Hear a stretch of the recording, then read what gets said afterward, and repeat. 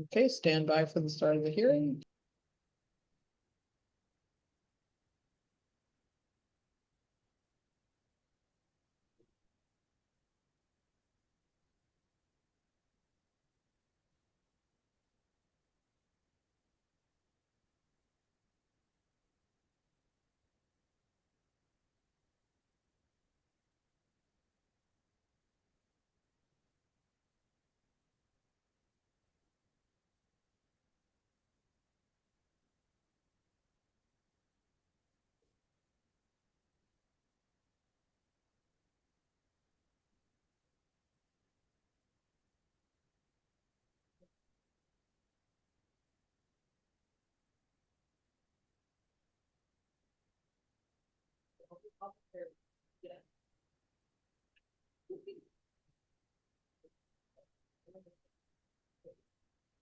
So good morning, everyone, and welcome to our Queens Borough President Land Use Public Hearing.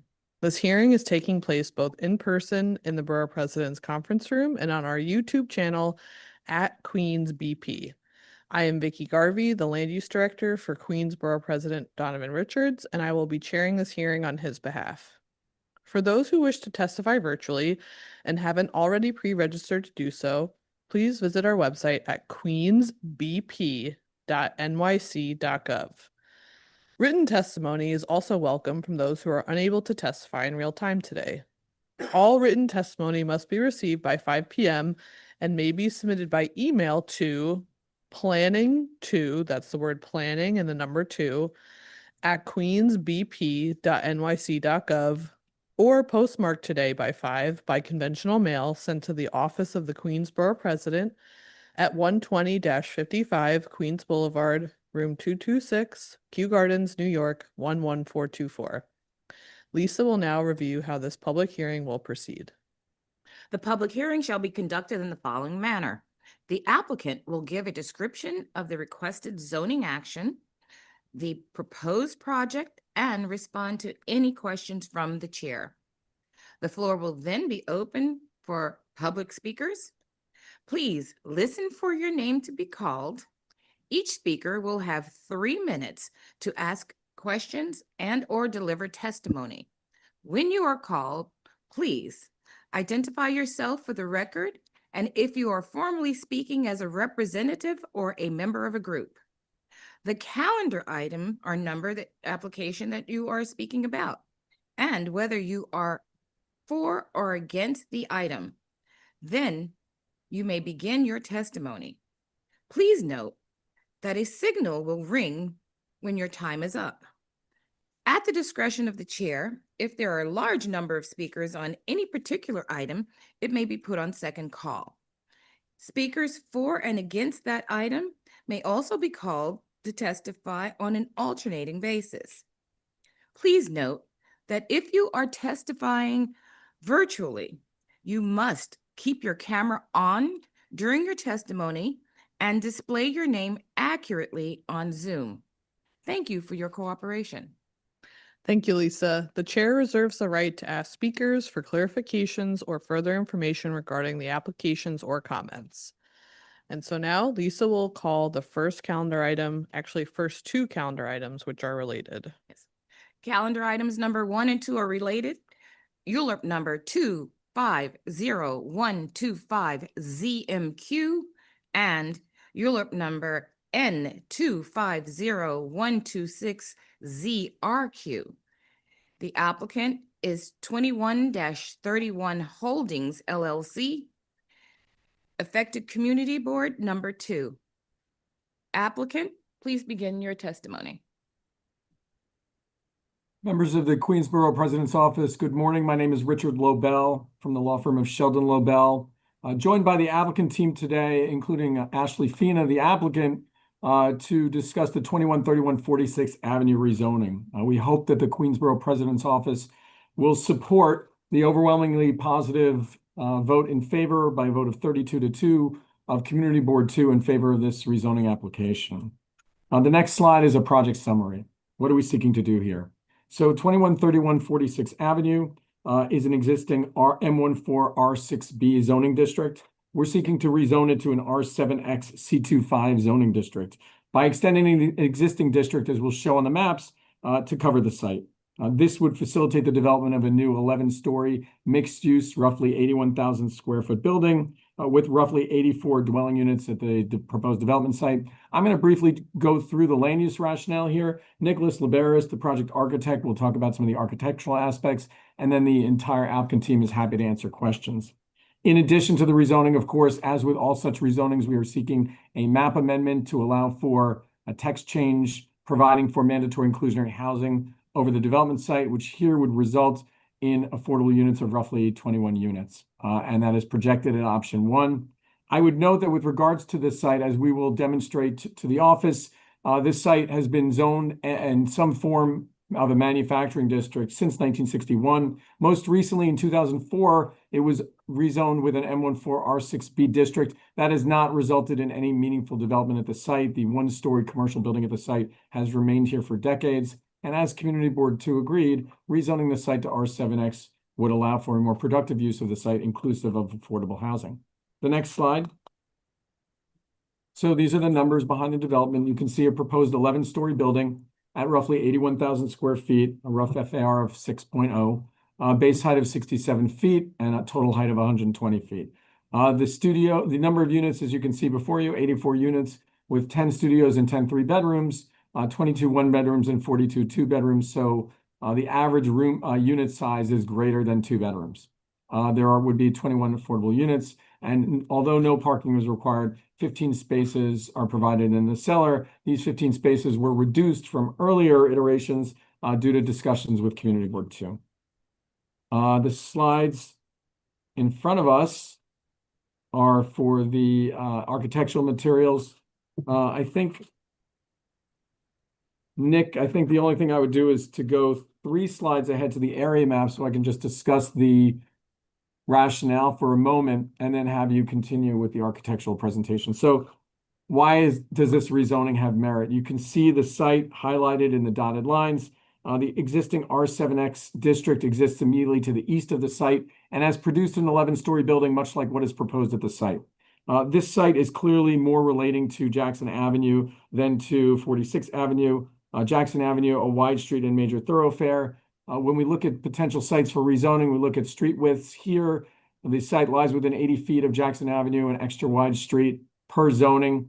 We look at local mass transit in addition to multiple bus lines. There are 4 subway lines within 2 blocks of the property to the north and south.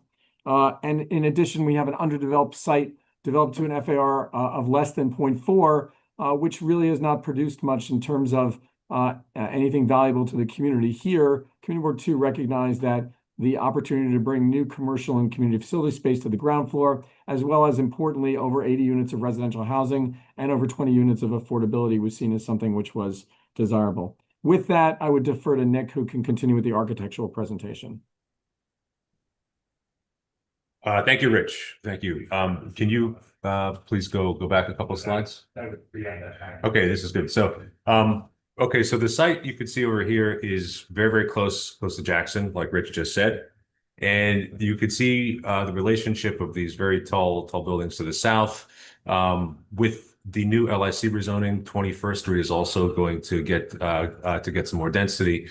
And with all of the institutional stuff happening on the block to the south over there, this block definitely relates a lot more strongly to Jackson.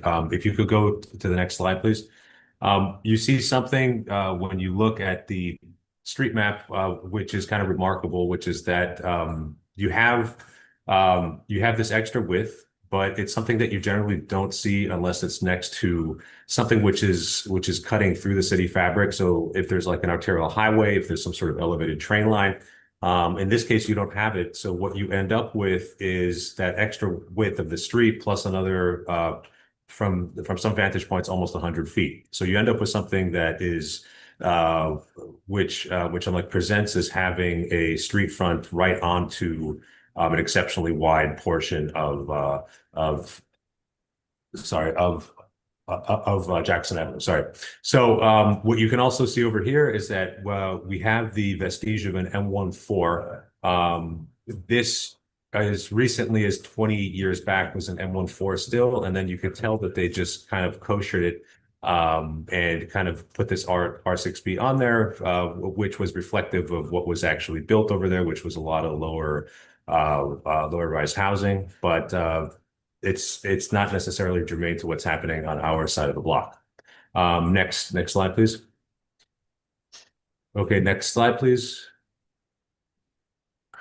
So this is the detail. Okay, so let me see. So these are photos. You could see from the site that right now it's very, very underutilized. There's a big parking lot. There's this single-story bank. Looking to the south, you could see all of the more characteristic high-rise development. Next slide, please. Next slide, please. This is what we ended up proposing. So it's about 115 feet high. It's a little bit lower than the building that's next door. The size and the shape of the site let us do something that's a little bit more generous than would be typically available, in that we could shrink down the building on each of the side lot lines. The neighbor next door has a very interesting configuration for the building that allows them to take advantage of views, light, and air, and we wanted to respect that. So, trying to be a good neighbor, not just to the bigger urban space, but also to these immediate neighbors. So the way that you could match something over here is very, very respectful to the museum to the south, to the neighbors to the east and west. And we think that it's a great site to host this type of like density, not only for the sake of housing, but also from an urbanistic perspective. You could see that we have 84 total units. Feedback that we get in this area kind of pushes us towards offering larger units and more three beds than in other parts of the city. So that's what we did over here. Next slide, please. You could see it, in this in the context over there. Next slide, please. This is it fronting Jackson. So you can see very, very clearly that we're right there. We're right next to Jackson. The DOT has a plan right now for some sort of capital like improvement of this little plaza. We received a lot of feedback from the community board that we took to heart. So, as this moves forward, there will be efforts to link the building frontage to these improvements with the plaza. You can also see the way that it steps back. If you could just go back for one sec, you could see the way that it steps back from that adjacent building. So there's a lot of sky that still gets down to the street over there. Next slide, please. One piece of feedback we got from the community board was that they wanted us to consider doing something to improve this side lot line. And we went back and forth, and we thought it would be characteristic of some of the other stuff that we see in this area to offer them the opportunity to do some sort of muraling, some sort of arts project over here on the side. One thing that was also requested was that in the absence of that, we would wrap the same facade material on to the side of the building. So the applicant team, I think, is comfortable with either option. Next slide, please. And again, you could just see, with this like museum to the south, this is a much nicer backdrop than what's there currently. We feel that the ground floor program will also reinforce the uses that'll happen inevitably on that plaza, and we think it's going to fill this hole that's currently there. And this is just one of these ones that everybody just seems to win. So we feel very, very we feel very confident proposing this over here. And with that, my presentation concludes. Thank you, Nick. Just to summarize, we have a site here which, if rezoned, would result in no residential displacement, which is centrally located in terms of surrounding transportation, a site which has, in the last 100 years, produced this building, and which going forward can produce something which would really contribute to the surrounding area. So with that, the applicant team is happy to answer questions. Thank you, Richard. I'll be as brief as I can because we do have a number of people sign up to testify in this item. So the first thing I want to address is this was noted in a few letters of testimony that we've received already. There is a discrepancy or is a discrepancy between the number of units listed in the environmental assessment statement versus what was presented to the board. So within the EAS, 70 units were analyzed, whereas at the board 2 meeting, 84 units was referenced. So can you just clarify that and maybe give an explanation? Sure. I'm happy to introduce Kevin Williams of GZA Environmental, our environmental consultant. He's reviewed these issues and can address those. Thank you. Kevin Williams, GZA Principal Planner. Yeah, so it's pretty simple. As the application moved through the environmental and the land use application process, at the end, and I think maybe even after certification, some redesign was done. Generally, when we do an environmental assessment, there's an 850 square foot unit count, that's our unit yield that's assumed. And that's like a standard environmental assessment review division yield.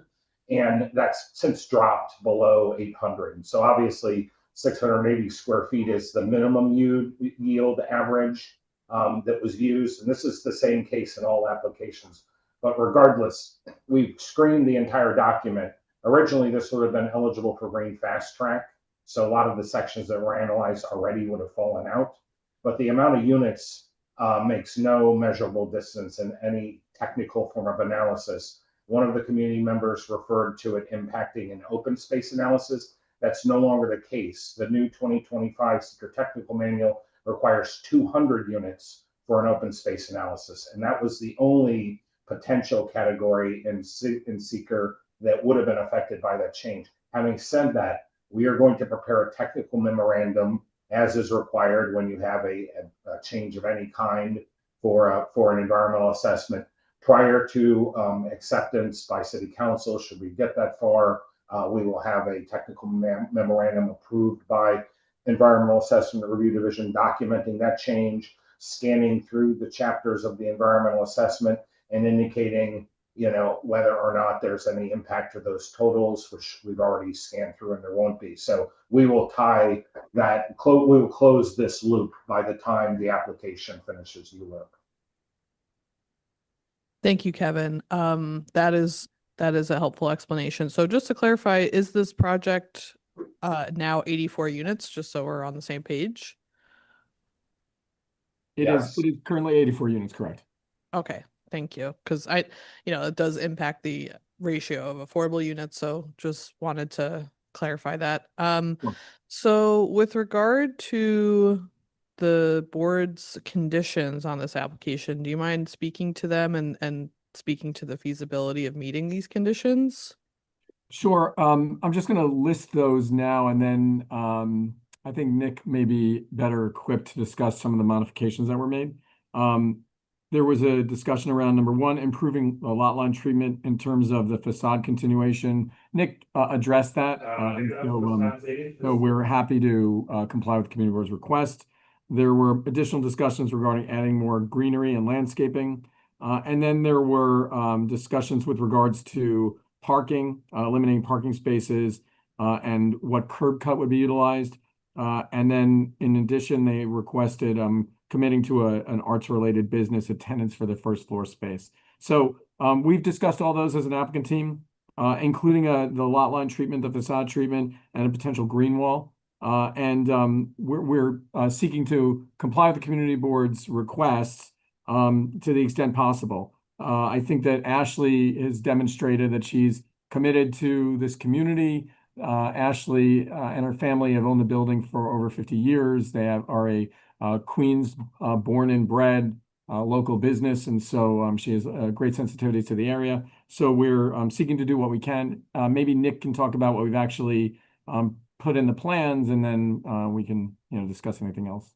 Yeah, sure. So I think the two big things. One was the street greening, and what had happened was that when we first went to the community board, we just didn't show street trees. So I think that just kind of threw people off.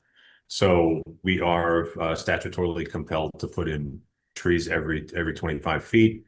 Parks has been more and more adamant about not paying into the tree fund. I think on this street, they would definitely not let us pay into the fund. So, we are committed to put the trees in with regard to any extra green stuff, for the street furniture, for the streetscape, as DOT develops what they're going to do on that little parklet that's across the street, we will of course work with them. So I think that's just going to come out in the wash as this thing progresses. And with regard to the parking, the thought is that there's definitely demand with all like rental product. So we came in originally with 20 spaces, which we thought would be appropriate based on the number of these units and based on the uptake that we see in the area. We spoke with Kevin and with Amber about this also, and their thought, kind of jived with ours. The community board thought a little bit differently, so we said, it could be fine, to take away, let's say five spaces, but we feel that you still should offer some parking just because people that live in the building will have cars, and we don't want to add to any issue with taking away spaces on the street. So I think that's it, right? Correct. Okay. Okay, great. Did you address the request or the condition of prioritizing arts-related businesses or artists as tenants for the first floor retail? I just want to make Yes. sure. We did.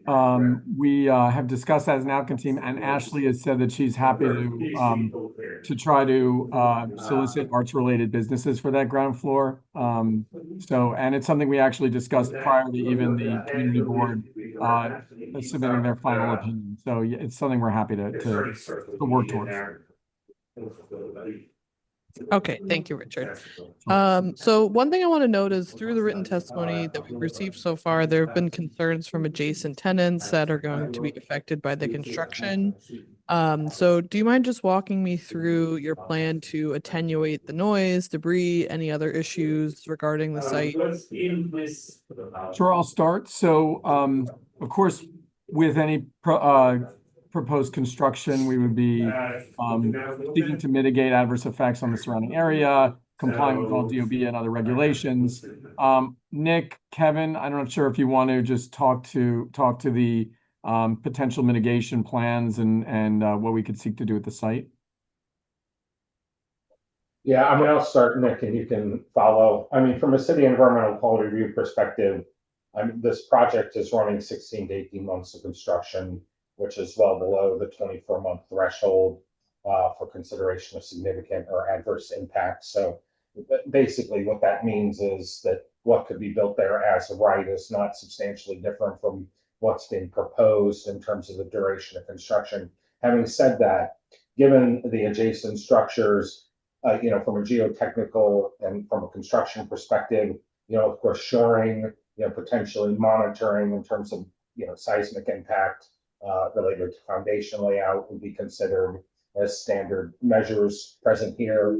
In terms of noise attenuation measures, there are certain things that the owner could do in terms of noise, but for instance, low impact jackhammers if are needed, earth moving equipment that's electric, power supply that's drawn from electric and that doesn't use diesel. So basically a reduction in diesel emitting vehicles and then move to more electric type of construction, construction cranes and that sort of thing. And that is becoming more and more the standard in New York City, by the way. Obviously, there'd be full street line protection against falling debris and netting adjacent to the site around the building envelope as it's going up. And Nick, I don't know if you wanted to add to any of that.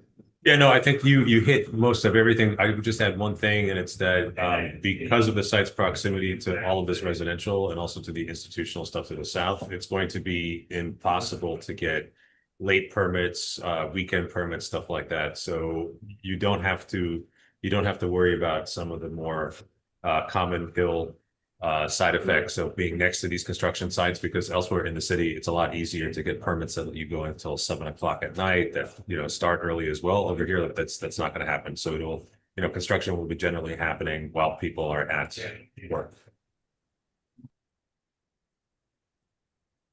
Great. Thank you for answering that question. Okay, so in the interest of time, we're going to move on to the public testimony piece. So we have a few people in person and we have a few people on Zoom. So we're going to alternate folks in person and then a person on Zoom, so on and so forth, just to make it fair.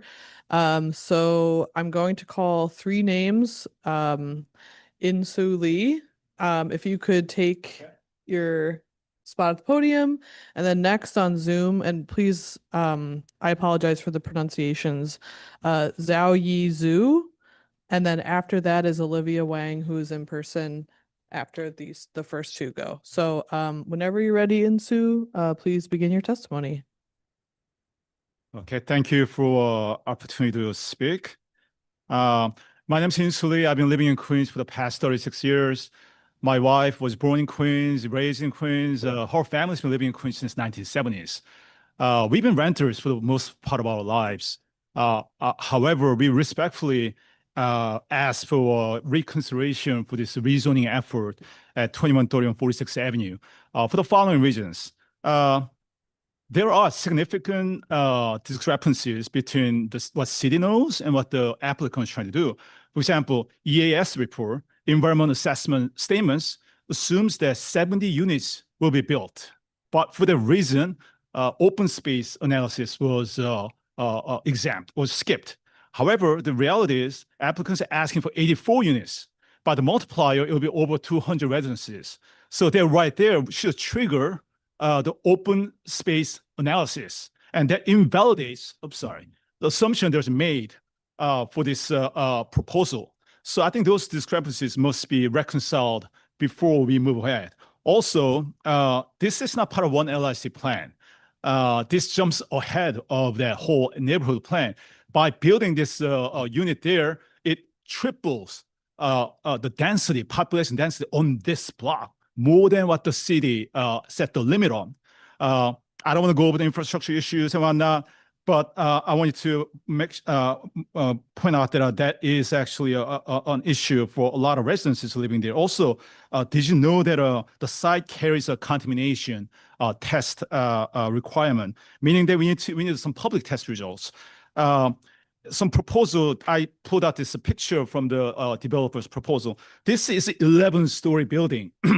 Somehow, this only comes up to 8th height of the next door building. So pictures like this is here to mislead you. What happened to all the balconies? They conveniently erased them. What happened to the rental building behind it? It's gone. These are a few things that I want to point out. But what's really, really important is how do people feel about this? The neighborhood, the actual living people around there. I had an opportunity to actually go around the block and meet my neighbors knocking on the doors. Every single one of them strongly opposes this. I haven't met a single person who is in favor or at neutral position. Everybody was furious about it when they saw this happening in the backyard. Within a week, I was able to collect close to 100 petitions. We're going to continue to collect them, and we're going to make sure that they're on your desk so that city leaders can make a proper decision on this. So we are not lawyers. We are not developers. We are regular people. I have a day job. We are families, homeowners, renters. People do not want this. I think what people say about this proposal is important. We cannot just force something on something on this block. I think this is not benefiting the community, it's benefiting someone else. So we respectfully ask you to reconsider unless a significant modification is done. Thank you so much for your testimony. Okay, Sola, we're going to move on to speaker on Zoom, Zhao Yi Zhu, if they're there.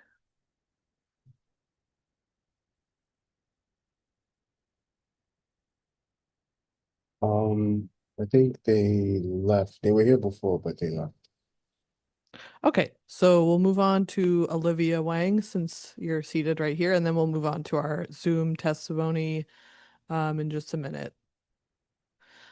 So whenever you're ready, just introduce yourself for the record and begin your testimony. Thank you.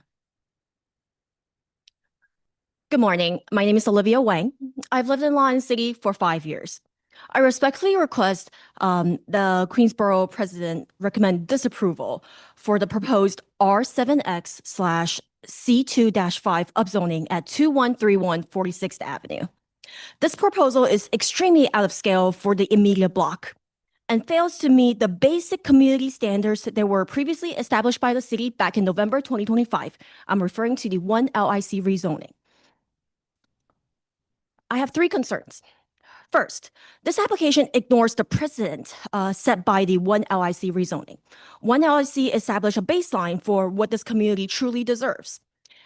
Things like infrastructure investment, public space, and deep affordability. The current affordability commitment is too shallow for this proposal, offering only MIH option 1. To be consistent with the local standards, this project must include MIH option 3 to reach households at the 40% AMI level. Furthermore, this 13,500 square feet site provides 0 public space in a neighborhood that is deeply deprived of it. Any approval should require a deed-restricted plaza of at least 2,500 square feet. Second, this application relies on a certified environmental assessment statement that undercounts units to bypass mandatory studies. The assessment analyzed a 70-unit project to stay below the city's 200 resident threshold for an open space studies. In other words, they avoided it. However, the applicant has since presented a 84-unit project that is 14 more than the study that would clearly exceed that threshold. The project should not move forward on a stale or internal inconsistent record. Lastly, the proposed 22-space cellar garage is a liability to our immediate block. It offers absolutely no public benefit, yet it increases excavation risks, flood vulnerability, and traffic safety hazards on the narrow one-way 46th Avenue with street parking on both sides. And mind you that one side of it is often occupied by MoMA PS1. I urge you to recommend disapproval. If you're unwilling to recommend outright rejection, then this project must be substantially modified to meet the standards of the local precedent, the 1 LIC rezoning that was passed back in November of 2025. Thank you for your time. Thank you so much for your testimony. Okay, so now we're going to move on to, I guess, Sola, I'll just let you call the next speaker for this item since you have the list in real time. Okay, so the next person is Fuong Pham.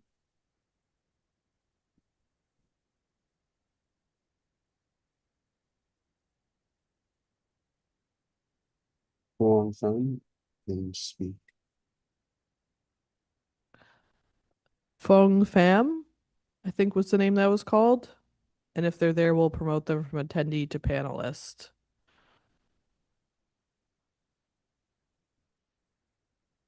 Okay, they also left, so I guess I'll call the next Okay. person. Melissa Guam.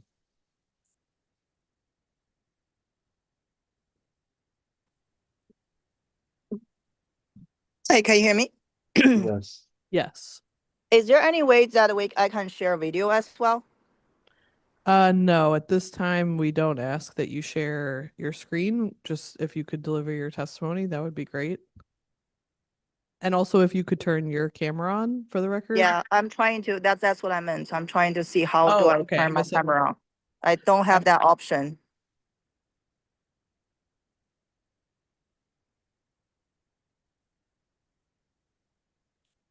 I can only speak, but I couldn't have my video on.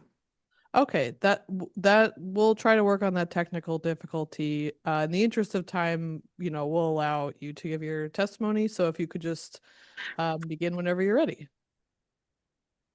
Okay. Dear community board, council members, and everybody in the room.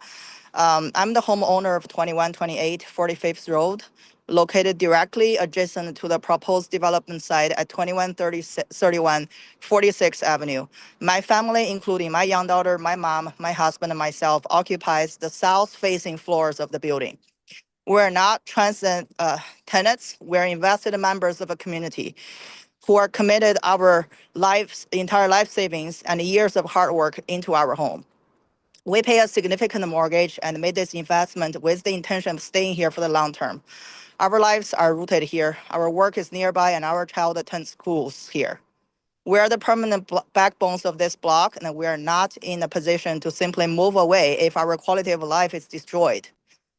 I would like to formally oppose the proposed rezoning, C 250-125 ZMQ, for the following reasons. Number one, total loss of essential light and air. Our bedroom windows, as well those of our neighbors at 2126, 2130 on the 45th Road, directly facing the proposed lot. A 11-story tower would permanently block all nature sunlight for all of our units that are facing south. This is a healthy and safety issue for my child and my elderly mother. Structure and safety risk. The proposed major excavation for cellar parking directly threatens the structural integrity of our adjacent foundations. As a lot land neighbor, I'm deeply concerned that the environmental reviews does not actually account for this risk of such a massive project in a low-rise residential pocket. Second, defense of zoning integrity. Zoning laws exist to protect the residents who invest in their neighborhoods. Approving this massive entitlement rewards the developers while effectively pushing out established homeowners who can no longer live in a home stripped of light and air. The last point is regarding legal accountability. Please be advised that we are prepared to take all necessary legal steps to protect our property and ensure the city's land use process is followed to the letter of the law.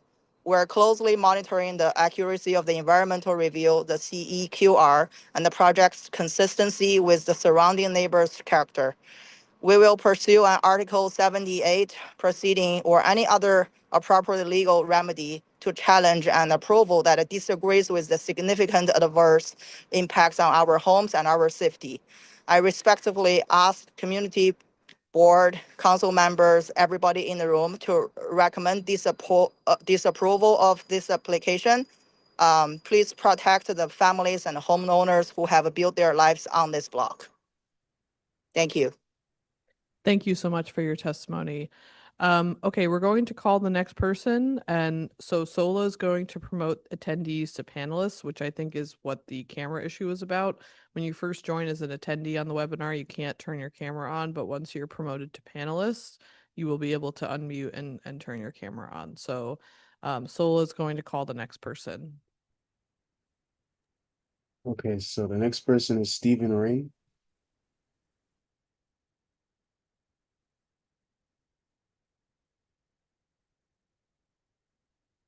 Hello. You guys can hear me? Yes. Yes, Okay, good. Stephen, are you able to turn your camera on?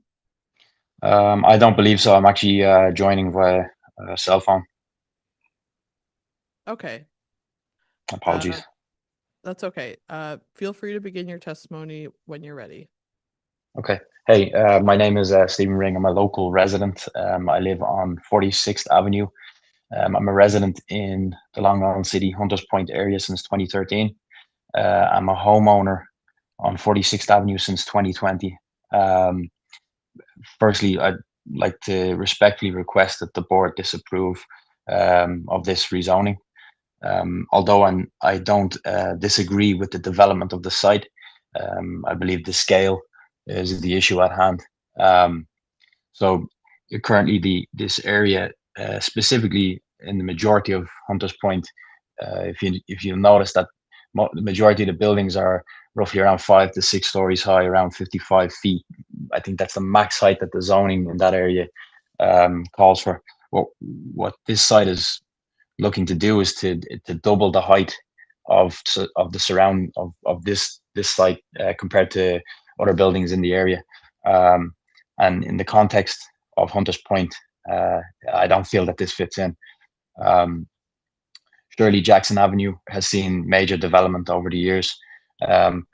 further up towards Queens Plaza, and then now moving down closer into Hunters Point, and that area is zoned that way. 46th Avenue doesn't fit into that context. It's not the look of the area. The block itself, if you'll notice, the Craftsman, which is a group of buildings that were built in the last 5 years, the developer there did everything in their power to make sure that the development fit into the local area, with aesthetics of the building and the height of the building. I believe this project is not going to fit in with that same look and that same feel. I'd like to echo as well just some of the points that have been made already about protecting and defending the zoning integrity of the area. I feel that if this rezoning is to proceed, it won't stop further applications in the future, which again will start to erode the look and the context of this area. Aside from that, I'd like to say that the congestion in the area is already at a very high level, both pedestrian and vehicular. 46th Avenue is a very, very congested street. It's a one-way street, and between local events that happen, MoMA, PS1, other recent developments, 5 Points and the Prime, the area is on any day of the week, specifically at the weekends, it can be extremely congested with traffic jams backing up on the street, and just a lot of foot traffic. Aside from just general congestion, we have fears about the infrastructural strains, how the sanitary sewer systems are going to deal with what is being proposed, the parking in the area, which is already extremely congested. I'm sorry, but your time has come up, so I'm just going to ask you to wrap up very quickly.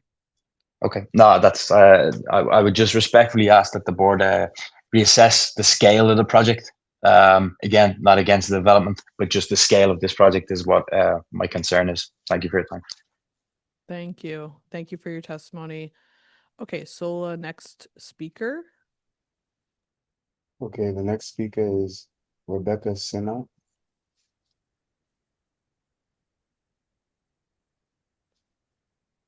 Hi everyone, my name is Rebecca Sinnott.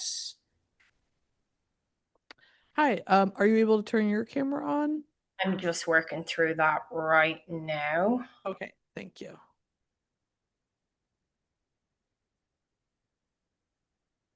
I'm not too sure if this is allowing me, so will I just, for sake of time, just continue? Yes, apologies to everyone. We'll see if we can fix this next time. So yes, whenever you're ready. Thank you. Thank you. My name is Rebecca Sinnott. I am also a resident of Long Island City since 2013 and a homeowner since 2021. I live on 46th Avenue, where the proposed new development would be built. I respectfully ask the community board and council members to reassess and disapproval of the rezoning structure.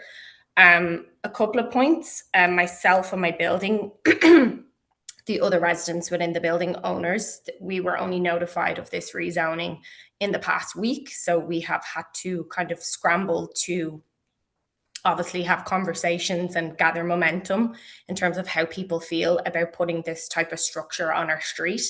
I feel I was able to watch the last committee meeting on YouTube, and I just feel that the renderings that were proposed by the developer significantly were not of true perspective of kind of the size and the scale. Even on this call today, I have heard the architect mention that the building is only slightly a bit bigger to the building that it's going to be beside, which is the building it's beside is a 3-story building versus a 11-story. So I think that that's a bit of a misconception in terms of the size and the scale. All of the residence buildings on this street are low rise. As Stephen mentioned, the developer that did develop the new condominiums on the street, they were very conscious with aesthetically migrating into the current community. My neighbours are people that have lived here for many decades, even attended school in MoMA PS1. They absolutely oppose something of this scale. We all financially invested in this community, specifically on this street, given the fact that these are low-rise buildings to have that community feel. I feel like the building will completely take away the aesthetic and the feel of the community. A lot of us have backyards that we enjoy, sunlight, less pollution. It's a very much a community where we all speak to each other in our backyards.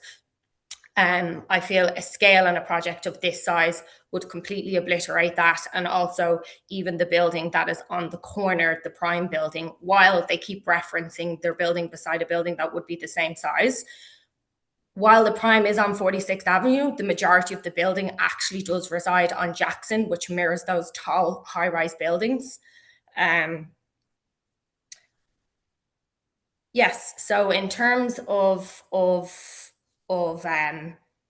that, I do not feel that it would fit in with this community. I think there would be a lot of aesthetic loss, as mentioned, congestion. How would we be able to facilitate that influx of 200 people within on this street specifically? We do have a lot of events that occur with MoMA throughout the year that brings a heavily footfall of influx of people in. So I don't know how that would be managed. As someone else previously, Rebecca, thank you so much. I'm sorry, but your 3 no minutes are Thank up. you. I appreciate your consideration. Yes, absolutely. And thank you for your testimony. Okay, so Sola, if you could please announce the next speaker. Okay, the next speaker is Matthew Lulo.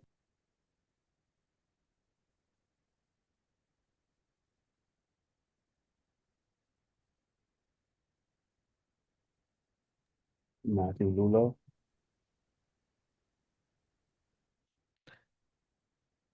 Do you see them on the Zoom list?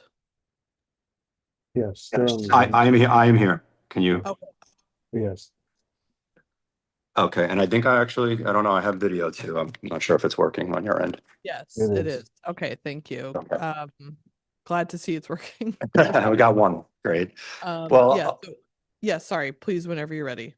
okay, great. Thank you for your time, council members. I really appreciate you taking the time to hear from the local residents. My name is Matt Ayulo. I actually have been a resident in Long Island City for over 10 years, and I am currently an owner at one of the adjacent buildings on this block. So I am invested here. This has been my home and will continue to be my home. I want to go on record to state that I disapprove of this rezoning and development plan as it is currently proposed. I certainly understand the necessity for housing, and I have seen this neighborhood grow, and I hope that it continues to grow. And I do understand developments are important to growing the local neighborhood and providing affordable housing specifically. However, this specific proposal really, I feel, signifies a lack of understanding of the immediate local area and specifically the block, which we're discussing, 46 Ave. It just shows that there is no understanding from the developers or the sponsors of this, of what this actual block and triangle, I should call it, really is on a day-to-day basis. This proposal will have significant quality of impact, significant quality of life impact on the current residents on this block. The developers keep mentioning the proximity to Jackson Avenue, which is a wide thoroughfare. This is not Jackson Avenue. This is 46th Street. This block is notoriously congested with both vehicle and pedestrian traffic. Often cars are actually double parked on this block. There's backup due to the local Trader Joe's. It's a bustling area, which is fantastic, but the vehicle congestion is already way out of control. In fact, they actually had to put a new traffic light in this general area recently to help abate some of that issue. This is a small, narrow block. I want to, kind of piggyback on what all my fellow residents have said, that this is a small, narrow block. It is pretty quaint. Prime is a larger building, but it actually resides on Jackson Avenue. This is not going to do that. These are 2 to 3 family dwellings. So I believe that this building is way out of scale for what this block can handle. And the one LIC plan specifically left this block out of its 2025 rezoning. So as this developer is talking about 84 units, I'm absolutely shocked that a building of that scale can go up. I, again, do not oppose redevelopment in general, but for a building of that scale that's going to then tower over those neighboring homes, block sight lines, and also just cause insane congestion, I ask that the board really does consider disapproval of this current proposal, and if not, at least looking to have a scale down of the proposal, because it will severely disrupt the neighborhood, the local neighborhood, the MoMA, and the residents of this small narrow block. And I thank you guys for your time. Thank you. Thank you very much for your testimony. Appreciate it. Okay, now we'll move on to the next speaker, Sola. Okay, the next speaker is Zoe Newman.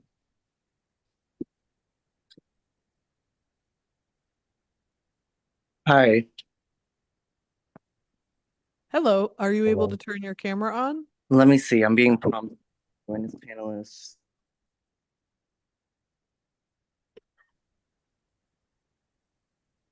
And while Zoe's getting ready, Sola, can you tell us approximately how many more speakers there are for 2131 46th Avenue? There are only 3 more left. Okay, thank you. Okay, I have my camera on. Okay, thank you. So whenever you're ready, please begin your testimony.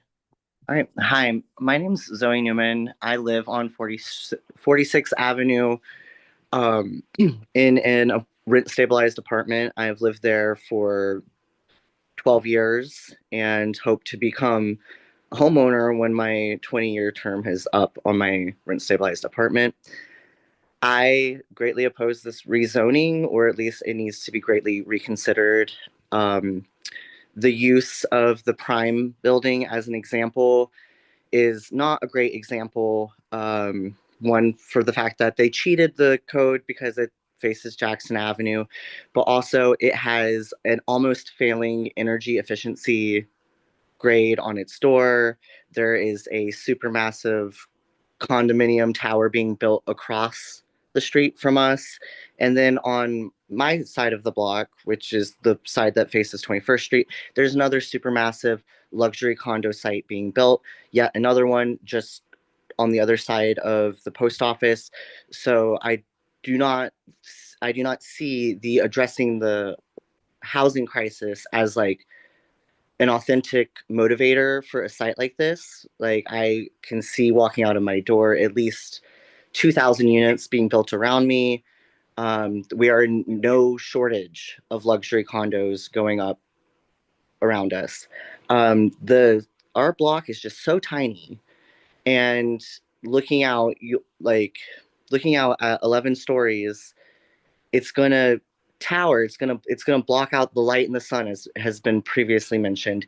It's gonna tower into backyards where children play, and then when you're trying to control these people in 11 stories, like how is that going to be safe for the children playing on the ground in those little tiny backyards that are now going to be totally towered over? So I say that a TD Bank, which I use, is more valuable to the community than a profit chasing luxury high rise units from developers who don't seem to have real vested interest in the community that already exists here. I wouldn't be opposed to it being redeveloped into a community space, or just sticking to the rules of the 4 or 5 level maximum. But I agree with everyone else here, is that inch by inch, they're going to eat away these zoning laws. And then where does that leave the homeowners, the families, the older buildings? It leaves us in the dust. So please vote against it, or make them radically reduce the size of this building. Thank you. Thank you for your testimony. Okay, moving on to the next speaker. Okay, the next speaker is James Whitehead.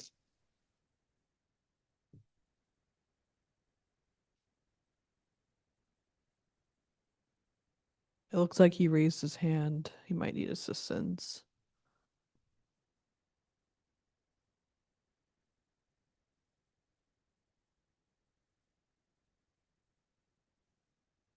James, we're promoting you from attendee to panelist, so if you could accept the transition, that will allow you to speak and turn your camera on.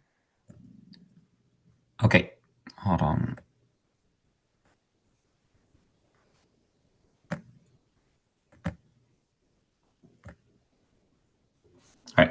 All right, I think I got it. Yes, we can see. Hi. Thank you. Whenever you're ready. Sure. Hi. Good morning. I'm James. I've been a resident on 45th Road and a homeowner. Well, I've been a homeowner since 2020. I'm on 45th Road, which is the block kind of one over from the proposed development. It's one of the really cool historic blocks that have that old like tenement architecture. And yeah, we've been me and my wife, we've been homeowners since 2020. I'm against the 2131 rezoning proposal in its current state. I'd love to echo a lot of the sentiment from people that have joined this panel. We don't believe that the building as is reflects the current neighborhood character. It's extremely high. I feel like what you don't see from the slides and the presentation so far is the amount of, small residential like backyards you get on these historic blocks and the terraces that are going to be obscured by building this tall. And then, as mentioned, congestion in this area is getting really out of control with the FedEx trucks and the post office and all of these things out there. I asked that if the proposed development were to proceed, me and the residents of this community, I'm a member of a condo board as well, we would really recommend against the spread of these very tall blocks and cap the height of the development at 4 to 5 stories, halting elevation at the tenement height rather than all of the condo luxury stuff height. But yeah, thank you. Thank you, James. Appreciate your testimony. Okay, Sola, next speaker. You are horrible at this. Okay. The next speaker is Jing Fan Yuan. You're so bad at this. You stick to the And script. James, if you could please mute I couldn't yourself. look at those. Thank you.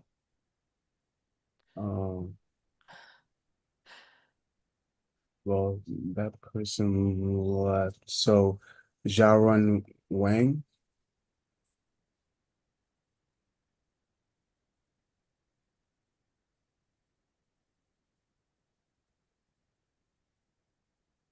Xiaorun Wang.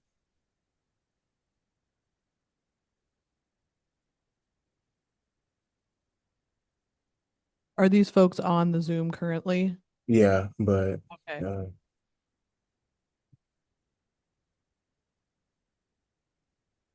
Okay, well, I guess those are the only 2 names left for this item.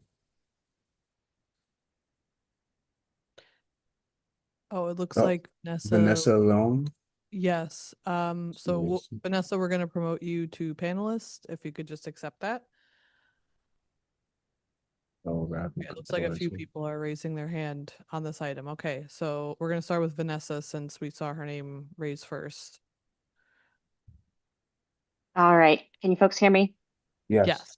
All right, great. Hello, committee chair and my fellow New Yorkers. My name is Vanessa Leong, and I've lived in Long Island City for 15 years and have been a homeowner here in this neighborhood since 2013. And I'm here regarding the proposed rezoning at 2131 46th Avenue. I respectfully urge you to reject this proposal unless there are substantial modifications before it moves forward. This rezoning captures a major public benefit without delivering meaningful public benefit in return. 4 specific things I'd like to call out. 1, this application falls short of the standards that we've already set in a very lengthy process to get the 1 LIC plan approved. When it was approved, the city established a floor for rezonings, and this should be the standard now. Developers should be pushed to develop to bring deeper affordability, infrastructure, investment, and more open space. This application captures the same upzoning value that we saw in 1 LIC and yet provides none of these standards. Second, you've heard from a lot of community members. This is just the number we were able to bring together with a week or less time. And so I also asked that there be a formal process for the developer to seek direct community feedback. These images have been misleading. That new image of the mural, for example, represents the lowest level of effort to comply with CP2's already weak requests and modifications. Third, the affordability commitment is much too thin for 1 LIC. The city required options for both MIH option 1 and 3, with option 3 mandating 40% AMI, which actually helps lower income households. This same standard should apply here. Lastly, this project provides zero public open space and further strains an already strained public transportation system. This is a huge site in one of the most open space deprived neighborhoods in the city. Any approval should require publicly accessible, meaningfully sized plaza, including a sizable dog park, and should be deed restricted in perpetuity. I've lived here for 15 years, and I want growth in this neighborhood to benefit the people who actually live here. And what we've gotten instead is worsening green space ratio, a debilitating housing affordability issue, and shrinking affordable commercial space for local and small businesses. I urge you respectfully to please reject this proposal or recommend that this application be substantially modified to meet, at minimum, the standards we've already established for this neighborhood that I love. Please do not give away Long Island City land for so little gain. Thank you very much for your time. Thank you, Vanessa, for your testimony. Okay, so I think folks that are let's go in order of who raised their hands, just because of the interest of time. Sola, if you could just, Ravi Kapoor. Okay, I'm speaking on a cell phone, so I can't turn on my phone. I can't turn on my camera. That's okay. Just please begin whenever you're ready. Okay. So I'm a resident of the Prime, and my family just started a year and almost 2 years ago. And I also just like to echo my fellow New Yorkers, my fellow neighbors, in pleading that the site only be developed for up to at least five floors to match the surrounding buildings. It would ruin the aesthetic to block everybody's sightlines to the east and the south, and it would be worse for the neighborhood because it would increase our traffic on that 46th Street block, which is going to be very, very tight. There's double parking on both sides of that street, and it's even worse when this building with the size would be terrible for that block. So I would encourage the board to not to reject this proposal. Thanks so much. Appreciate it. Thank you. Thank you, Robbie, for your testimony. Next speaker. I think those are all the speakers that we had. Okay, so last call for any speakers on this item. Okay, so with that, this item is now closed. Thank you for all of your in-person and written testimony, those who were able to participate today. We're going to move on to our next calendar item.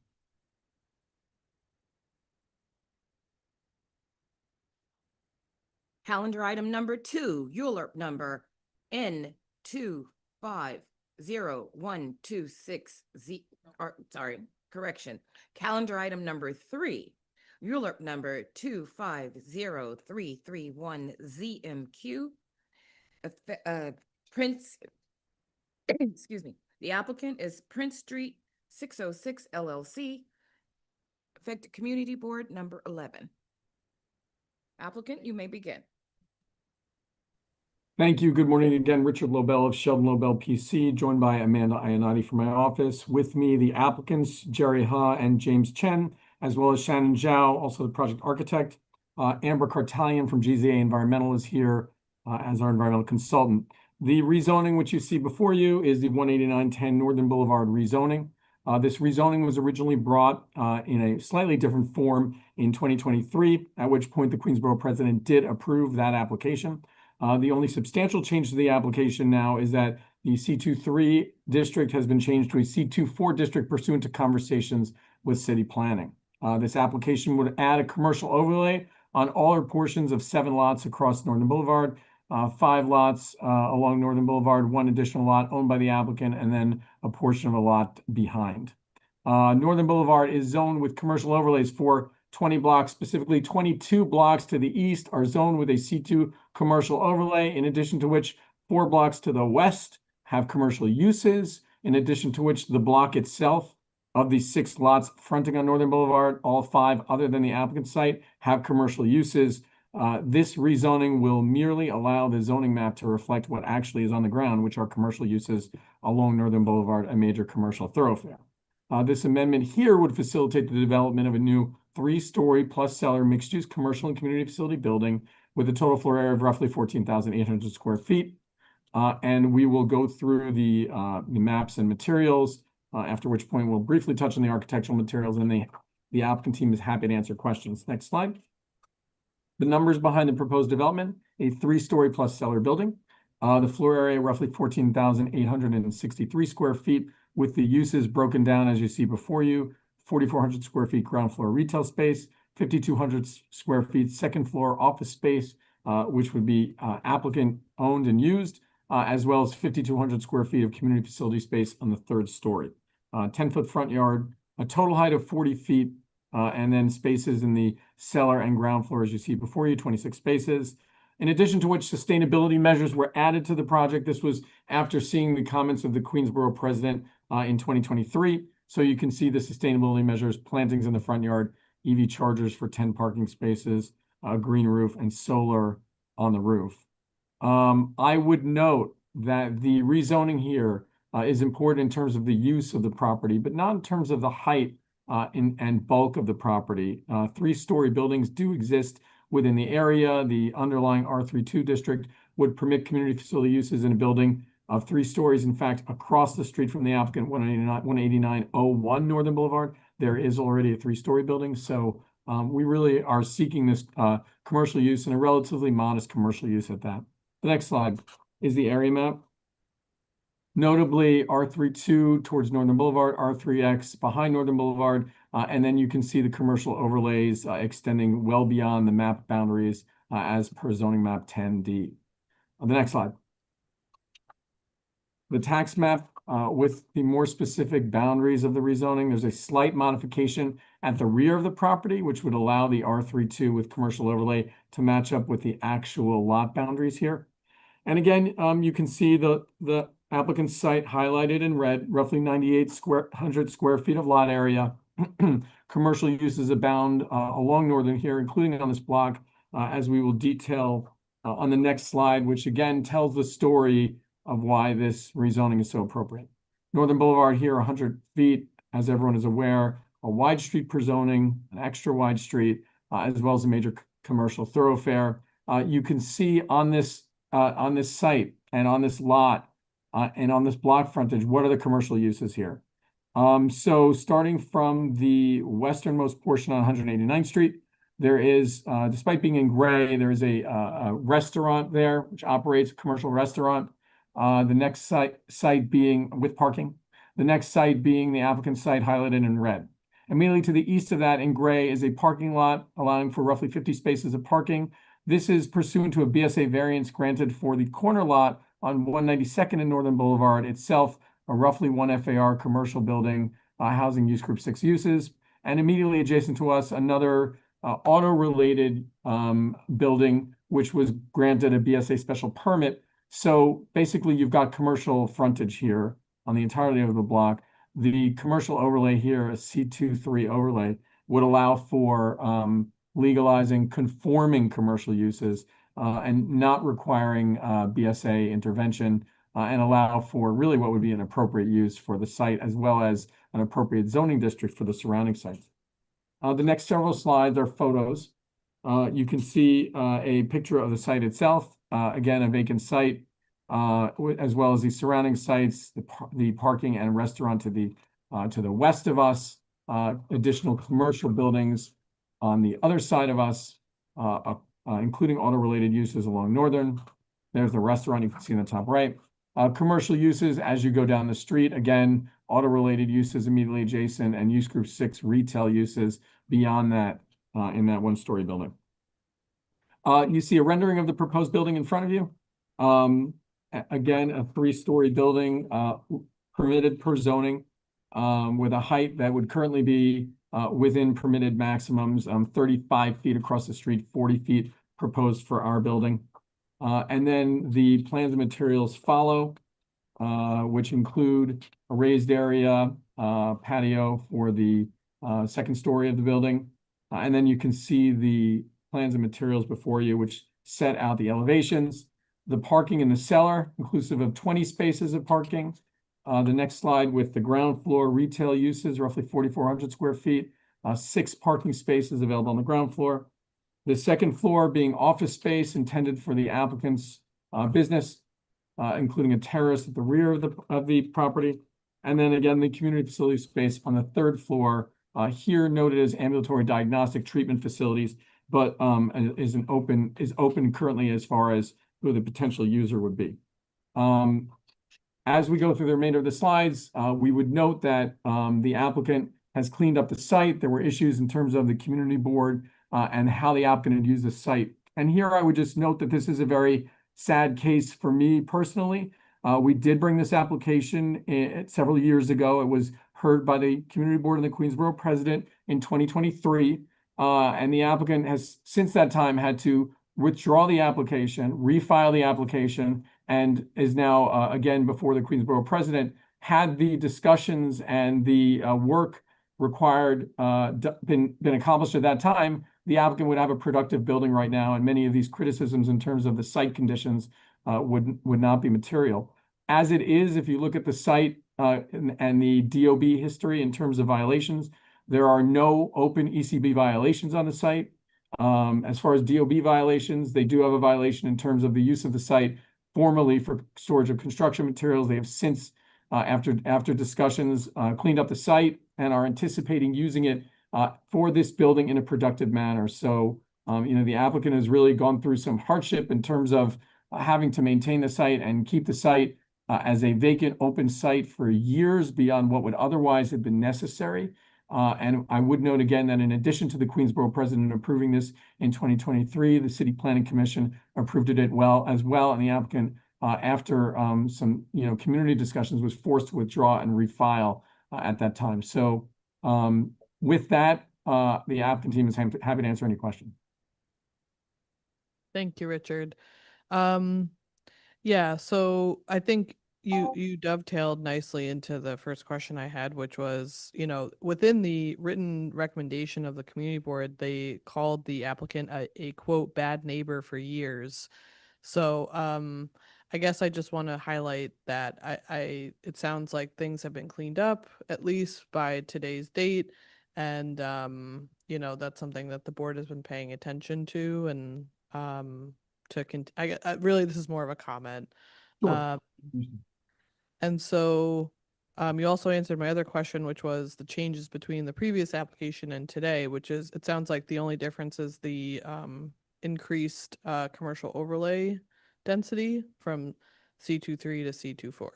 Correct. And actually, interestingly, pursuant to the most recent charter amendments, and as per discussions with city planning, this application now qualifies for the expedited land use review process, or ELRP.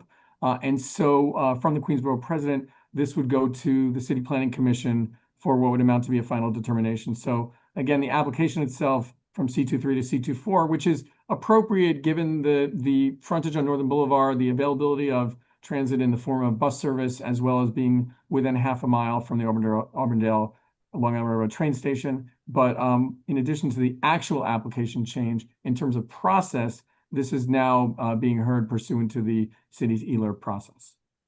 Thank you for that. Can you speak about the terrace that's in the back of the building? I think there Sure. was one photo of it. Correct. Yeah, the terrace, it would be basically for the applicant's business at the rear of the building to allow people from the building to go outside, walk outside, have a small amount of recreation space. Really, just allowing for some more open space on the rear of the building. The building itself, extends to the rear as permitted per zoning or as would be permitted. But the terrace space is merely an amenity for building tenants. Was that included in the original plans? I just don't remember. Shannon, do you know in the prior plans whether or not in 2023 we had a terrace space? Yes, we never changed that same. Okay. All right. Thank you. Okay, so we do have a few speakers on this item, so I'm going to go ahead and turn it over to the public testimony part of this. So the first and only speaker we have in person on this item is Mr. Henry Euler. Thank you for attending.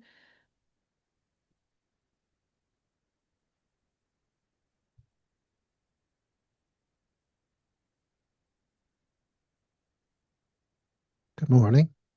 My name's Henry Euler. I'm the president of the Auburndale Improvement Association. My members are opposed to this particular application. They feel that once this is approved, then anything could be built on this side. Practically anything could be built here as long as it conforms with the new designation. As of right, at any time without public review. We would much prefer to have this go through a zoning variance procedure at the Board of Standards and Appeals. The attorney had said that he didn't think it met the 5 conditions for a variance. However, we do consult with a zoning expert, and he feels it would be possible to get a BSA variance to go through. Do you notice when the explanation was being given about the businesses on Northern Boulevard, from 192nd to the west, there are no overlays there, even though there are businesses. Some of the businesses are on variances, and some of them are there just as of right because they existed before the 61 zoning resolution. And there's still the same type of businesses there. Also,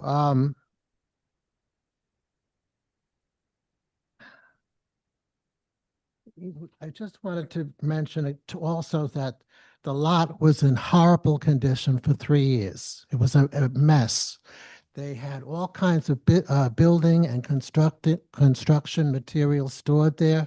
There was sanitation issues, and the community has no confidence in the applicant coming to build a building here in the community, and that they would have concern for the community as it works, since it was such a mess all 3 years. They only cleaned it up the Friday before the community board meeting. So it was obvious that, they just did it in a hurry so that they wouldn't be embarrassed in front of the community board. But the community board still turned down the application unanimously once again. And they were very upset to hear about what's going on there. And we really feel that it would be good for the community to have this go on a variance situation. We're not against new building in the community, but we do want to be consulted. We want to be involved in the decision-making process. We don't want things foisted upon us in Auburndale. Thank you very much. Oh, by the way, I did leave materials for you and the borough president. There's a statement. There is some petitions, over 80 people in the neighborhood signed against the project. And also there are pictures of the site and how horrible it looked for 3 years. Thank you again. Thank you, Henry. Appreciate your testimony. I believe we have another speaker signed up on Zoom. Sola, could you confirm? Yes, we did. It was Olga Brigus, but she's not here anymore. Okay. If anyone is on the Zoom that signed up to speak on 18910 Northern Boulevard, please raise your hand just to make sure we capture you.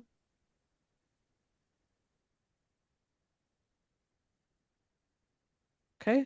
If there are no other speakers on this item, I'm going to go ahead and close it.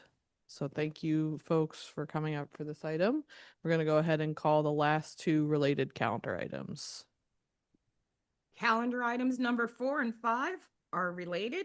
ULERP number 260171ZMQ and ULERP number N260172ZRQ. The applicant, Northern 158 Holding LLC, affected Community Board number 7. Applicant, you may begin. Hi, good morning. My name is Frank St. Jacques with Ackerman LLP. I'm here with representative for the applicant for the 15806 Northern Boulevard rezoning. I'm going to go ahead and share my screen and give a brief presentation, and then we're happy to answer any questions. Just want to confirm that you can see my screen. Yes, we can. Great, thank you. So we're here seeking 2 actions, a zoning map amendment and a zoning text amendment. I'll go through in detail in a moment, but a brief overview, these proposed actions would facilitate the development of a new 10-story mixed-use building at the development site at 15806 Northern Boulevard with approximately 73 units, 18 of which would be permanently affordable under MIH and ground floor retail. The proposed development would rise to a height of 105 feet or 10 stories above 6 and 8-story base heights. The rezoning area is located in the Murray Hill neighborhood of Queens Community District 7. It is on the south side of Northern Boulevard between 158th Street and 159th Street. It is currently zoned R5B C12 along Northern Boulevard and R2 on the southern portion of the block. The area is within the outer transit zone where accessory residential parking requirements are reduced for standard housing and waived for affordable housing. With the enactment of the zoning resolution in 1961, the rezoning area was designated with an R4 C12 zoning district within 150 feet of Northern Boulevard and an R2 zoning district beyond 150 feet of Northern Boulevard. The R4 C12 portion of the rezoning area was changed to the current R5B C12, and that depth was reduced to 100 feet from a Northern Boulevard in the East Flushing rezoning in 2005, so just over 20 years ago. This land use map shows that along Northern Boulevard, you have mostly commercial uses, which are shaded red, as well as several local community facility uses, which are shaded blue. There are several houses of worship. And residential shaded in yellow is generally low density along the mid blocks to the north and south. You can see the Long Island Railroad right of way to the south of the site and the abutting roads, Depot Road and Station Road. Northern Boulevard is a 100-foot wide major corridor through Queens running east-west. And at the rear of the site, the Long Island Railroad and those adjacent roadways also create are 130 feet wide. The area is transit-oriented with bus and Long Island Railroad access, connecting to subway and the overall mass transit system. Here is a view of the site and surrounding context. Site is as well as the adjacent properties that are included within the rezoning area are shown here. And you can see some of that surrounding context, the commercial character of Northern Boulevard, generally 1-2-story Commercial uses, these are local businesses. It's a vibrant commercial corridor. You can see some of the house of worship across the street, and then some of the lower density context at the bottom of the screen. There is some multifamily development within the area. You can see to the west along Northern Boulevard and the south of the site here. A little bit more of that context, this time looking from the rear of the site or from the south, looking northward. Again, commercial context along Northern Boulevard, changing to lower density residential in the mid blocks with some multifamily use here to the south and to the east of the site. There's a 6-story multifamily building between 161st and 162nd on the north side of Northern Boulevard. So as I mentioned, we're seeking 2 land use actions. First, the rezoning, which would establish R7A C24 within 100 feet of Northern Boulevard, and R7A for a portion of the site that's beyond 100 feet that would extend along Northern Boulevard and then stretch southward to the railroad right of way on the eastern portion of the block. As well as a zoning text amendment to establish mandatory inclusionary housing. This would be mapped with option 1. And the proposed zoning map amendment would allow for the production of new multifamily housing in Queens Community District 7 on an underutilized site on a wide street with access to transit. While the rezoning area's existing R5B zoning designation would permit multifamily housing, it has a low maximum residential FAR of up to 2.0, which would limit the potential for new housing development. The proposed rezoning would, in contrast, facilitate new residential development with the provision of permanently affordable housing and ground floor commercial use, which is appropriate along Northern Boulevard.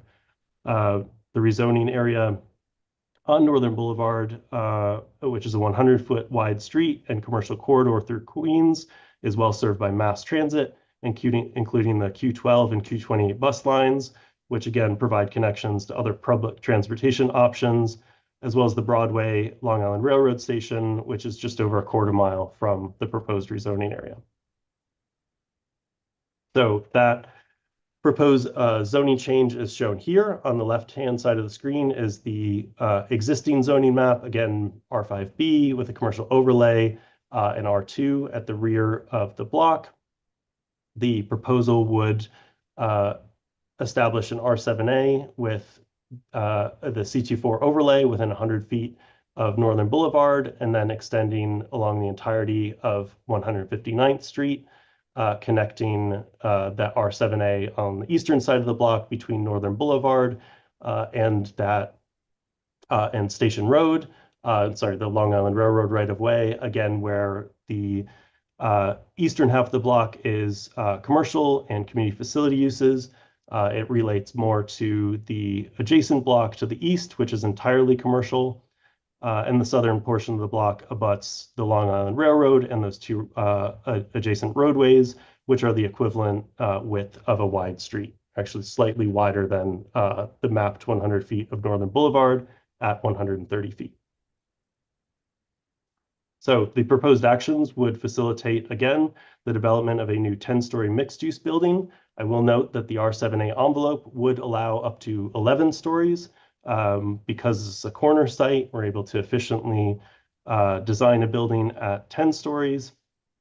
The proposed building would have an FAR of 5.0, just short of the maximum FAR of 5.01 that would be permitted within the R7A with MIH. The building would have 73 dwelling units, 18 of which would be reserved as permanently affordable pursuant to MIH option 1, and I'll show you that breakdown in a moment. Again, the ground floor would have first floor local retail use consistent with the historic use of the site, as well as the context surrounding the site to the east and west and north on Northern Boulevard. And the accessory off-street parking would be provided in a cellar garage.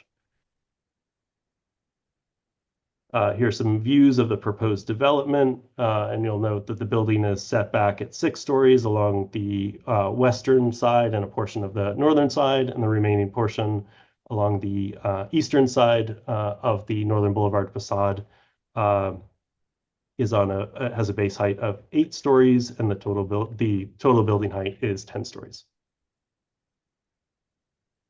The MIH option 1 breakdown is shown here. Of the 18 total units, 8 would be provided at 40% AMI, 2 would be provided at 60% AMI, and another 8 would be provided at 80% AMI, providing affordability across a range of income levels consistent with the surrounding area.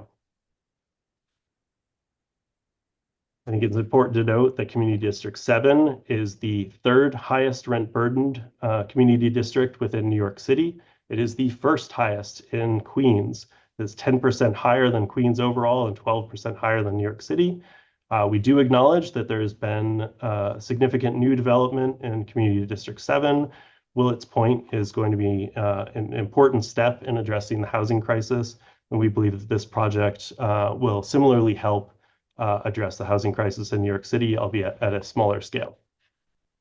That concludes our presentation, but I just finally wanted to note that the applicant strongly disagrees with assertions that a private covenant from the early 1900s affects the proposed rezoning. We're reserving this issue, or sorry, we are researching this issue further and are going to refrain from any public comments at this time on that issue. Thank you, and we're happy to answer any questions. Okay, thanks, Frank. So this was voted down at the full board meeting, but the land use committee did give conditional approval. Could you talk through what those conditions were at the land use committee? Sure. So we met with the land use committee several times. The main issues that they raised with respect to the rezoning were the amount of parking and the zoning district boundary, which, as I noted, not only includes the applicant site, which is on the western corner of Northern Boulevard and 158th Street, but extends down South Road along 159th Street. The community board had a concern with including the non-applicant owned properties sort of at the southeastern edge of the site. And sorry, I misspoke no, I didn't misspeak, on 159th Street, apologies. So their recommendation would have been to exclude the Muslim Center on 159th Street from the zoning district boundary. And through several meetings with the community board, we looked into redesigning the cellar parking. I will note that the site is in the outer transit zone within the R7A. There would be no parking required. There's a reduced parking requirement for standard units and no parking required for MIH. So this building would not be required to provide parking. Given its location, we had initially proposed around 26 spaces. We had increased that to 56 spaces in order to accommodate the community board's the land use committee's concerns, and understood that that would satisfy the issues that they raised, hence the recommendation for approval. When that recommendation was taken to the full board, I understand that there's not a lengthy written recommendation, but several members of the community and community board members, and I'm sure you'll hear more today in testimony, raised concerns about neighborhood character, traffic, parking, and infrastructure. Thank you, Frank. So in the interest of time and more folks who are looking to testify today, I'm going to go ahead and call the first speaker that we have in person on this item. That would be Maria Becky. I'm sorry if I'm mispronouncing it, but and then Sola, if you could promote anyone that is here on this item to panelists so that they can get ready to be called. Thank you, Maria. Thank you, Vicki. Good morning. My name is Maria Becci. I have been a homeowner in the North Flushing neighborhood of Broadway, Flushing for more than 4 decades. 40 years ago, a rezoning attempt was made on the south side of Northern Boulevard.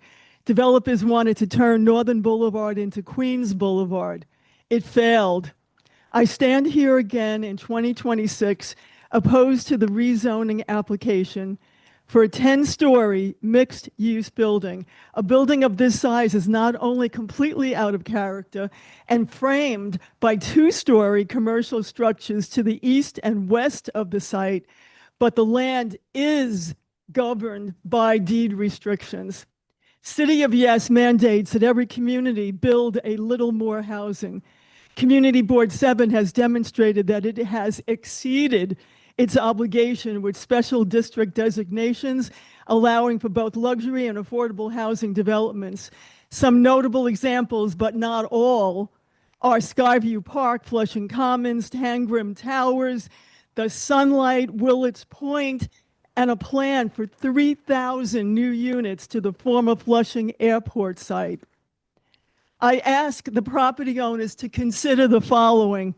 A 10-story mixed-use building will overwhelm the Murray Hill neighborhood. Instead, a scaled-back 4-story building blends in with surrounding businesses and communities. The community is willing to accept the inevitable, but not a juggernaut. On a personal note, to the property owner, are you living up to the expectations of Chaminade and St. John's? Are you honoring your commitment to prioritizing community, civic engagement, and good citizenship? A compromise solution will restore your commitment to the community.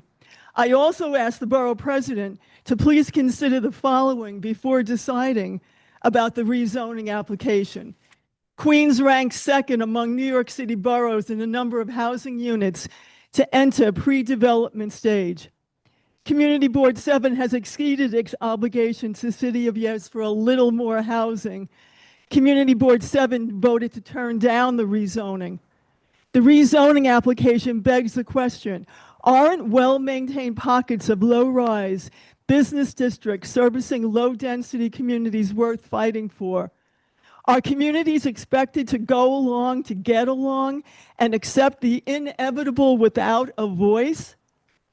Borough President, if the Honorable Council Member Paul Ballone were alive today, he would be champion a compromise solution for his community with the Borough President and Council Member Sandra Ung. We ask you to please reconsider this rezoning application and scale back this project to respect the low-density neighborhood of Murray Hill and the northeast corridor of Northern Boulevard. Thank you. Thank you, Maria. Appreciate your testimony. Okay, so I think we have Terrence Park here. Yes. Okay, so Terrence, whenever you're ready, please begin your testimony. Yeah, good morning. As a resident of Flushing for more than 50 years, I have witnessed our community's remarkable evolution firsthand. I strongly support the proposed development as I believe it is a necessary step forward. Growth is a natural part of our city's economic cycle, and development brings undeniable benefits, including the revitalization of our local economy, crucial support for small businesses, and the addition of a much-needed affordable housing. Furthermore, the developer has proven to be an engaged partner who truly understands neighbors' concerns. For example, he is going above and beyond city building code requirements to provide more than 25 parking spaces, demonstrating a genuine willingness to work with the community. Ultimately, I support this project because it balances essential economic growth with a thoughtful community-first approach. Thank you. Thank you, Terrence, for your testimony. Mr. Euler, did you say you wanted to give a comment on this? Okay, we're calling Mr. Henry Euler back up for a testimony on this item. Whenever you're ready. My name is Henry Euler. I'm the president of the Auburndale Improvement Association. This site is just blocks away from the boundary line of my civic association. In fact, we overlap with other civics in the area as well. And to me, this particular building is out of scale to the surrounding community. They're willing to compromise on certain things, just as my civic would be willing to compromise on the situation that I described before with the previous case. So we need to work together to come to a good conclusion that will be respectful to the community, to the neighbors, and to the people that will be coming into our neighborhood as well. Just looking at the zoning change that is being requested, it's a huge change. It's going from R5B to R7A, and the commercial overlay is going from 712 to C24. And there's also an R2 section in this particular section of Murray Hill. And now we don't see that anymore in the proposal. So, you know, there are homeowners there and they need to be considered as well. I'm leaving my statement with with Ms. Garvey and the borough president, and I hope something can be worked out for our communities. Thank you. Thank you, Henry. Okay, Sola, we're going to move on to anyone else who is on the Zoom to speak on this item. The next person is John Park.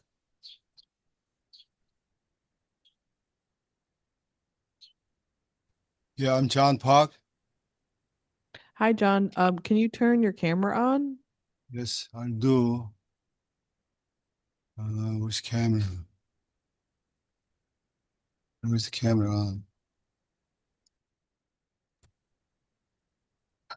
Okay, just a print instead.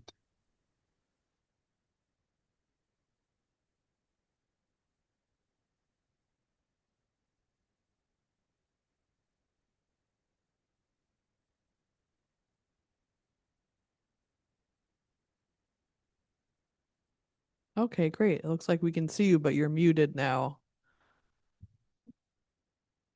Can you unmute yourself?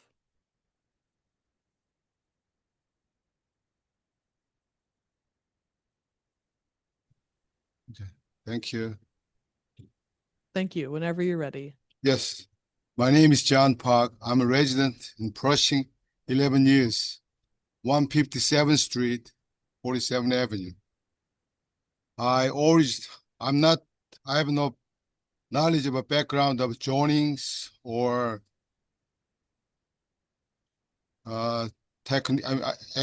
architecture background, but I just feel what I see every day I'm living. 157th Street, I live it. 158th Street, I come to every morning, St. Andrew Church, 8:30 Mass. And also, I see they have a St. Andrew Academy there, school. All his parents drop the kids and pick up the kids. Even now, we have no parking space in the church.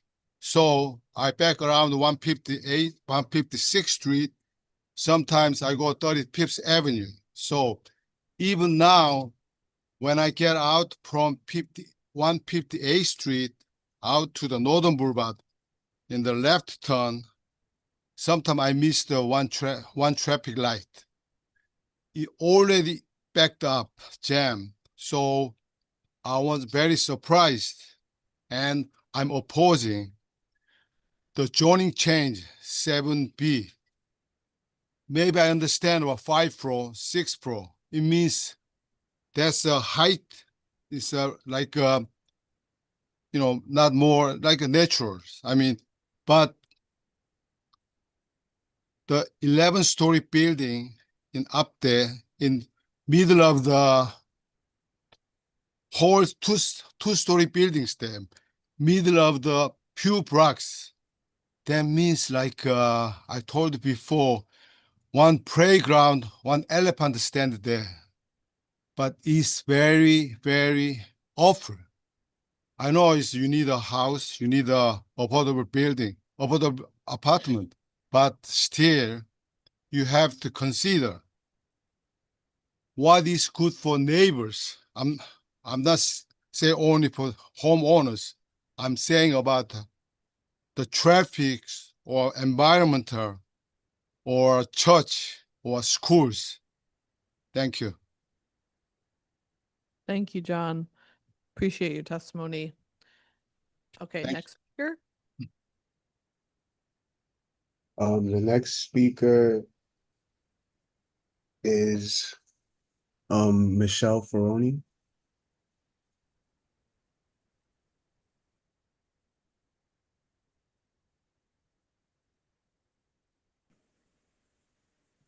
Hi, Michelle. Can you hear me? Yes. Yes, we hi. can hear you. Can you, I don't have an option. I don't have an option to turn on my camera though, for some reason. You should have been Do you have promoted one as a now? panelist, which would allow you to do so. Yeah, I actually am a little bit surprised because I didn't join as a speaker unless I made some sort of error in registering. So I apologize. However, I don't have an option because unless I'm sorry, you cut out.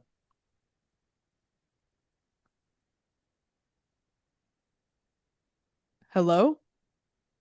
can you see me? You're breaking up a little bit.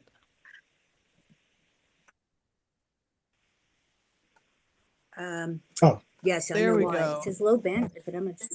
Okay, great. You can see me. Yes, Yeah. thank you. Thank you very much for this opportunity. I won't be very long. I have been a Broadway Flushing homeowner for about 30 years. We are very concerned about this proposal. As the previous speakers have mentioned, we certainly, as good neighbors, as a community, would like to come together to arrive at something that's mutually beneficial to both us as homeowners. We take great pride in our neighborhood. We are concerned about infrastructure. We are concerned about overcrowding. We are concerned about, obviously, traffic. And in terms of the affordable housing, I think it's used as a guise in this situation because there's only X amount that are going to be selected for this. And I just, to one of the other speakers that spoke earlier, they have extracted in this proposal any parking. There is no parking now based on us community board meeting where we all turned down this proposal. They are not going to accommodate any sort of parking underneath this building now, being that we rejected the proposal the first round. So I just want that to be noted on the record. That was inaccurate information. The building owner and the architects have now said we are not providing parking. Listen, I think that, again, I'll be short here. I think that we could arrive at something mutually beneficial. Our beautiful neighborhood of Broadway Flushing is being diminished. The character is being diminished day by day. We certainly welcome the opportunity for commerce. We certainly welcome the opportunity for job opportunity. But the families that own houses on these blocks already are compromised, let alone now being subjected to this proposal. I thank you for your time.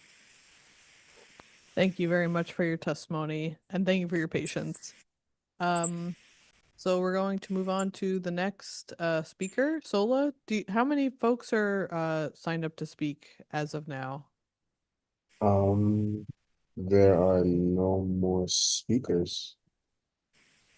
Okay, so we'll do one last call for anyone who might be on the Zoom to raise their hand if they'd like to speak on this item on 158-06 Northern Boulevard.